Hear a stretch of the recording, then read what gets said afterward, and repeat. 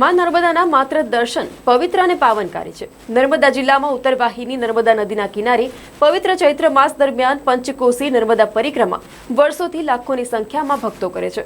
નર્મદા નદીની પૂરેપૂરી પરિક્રમા દરેક લોકો કરી શકતા નથી, કારણ કે આ પરિક્રમા પગપાળા કરતા 1 કે સવા વર્ષ જેટલો સમય લાગે છે।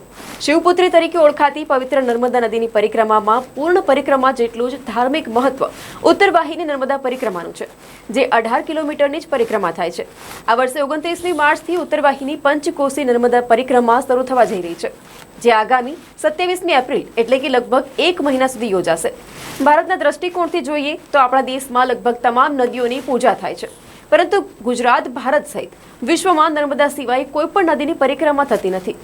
પુરાણોમાં ઉલ્લેખ છે કે ગંગા સ્નાને, યમુના પાને, નર્મદા દર્શને તથા તાપી સ્મરણે મુક્તિ મળે, એટલે કે ગંગામાં સ્નાન કરવાથી, યમુનાના જળનું પાન કરવાથી મુક્તિ મળે છે, પરંતુ નર્મદા નદીના દર્શન માત્રથી જ મુક્તિ મળી જાય છે।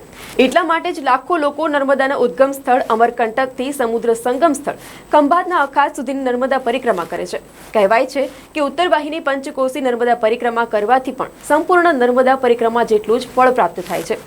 શાસ્ત્રોના વર્ણન મુજબ ઉત્તર દિશા તરફનો નદીનો પ્રવાહ મોક્ષ પ્રદાન કરનારો હોવાથી આ ઉત્તરવાહિની પરિક્રમાનું મહત્વ રહેલું છે।